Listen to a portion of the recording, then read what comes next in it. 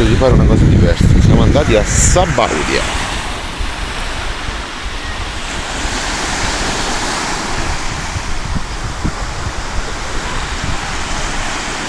L'acqua è veramente limpida, rispetto a Roma non c'è proprio paragone.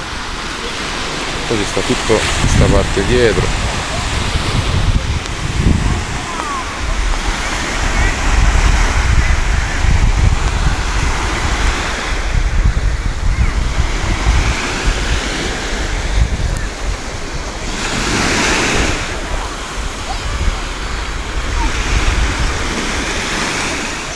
Non è male Sabaudia, tanta la signora ha gradito.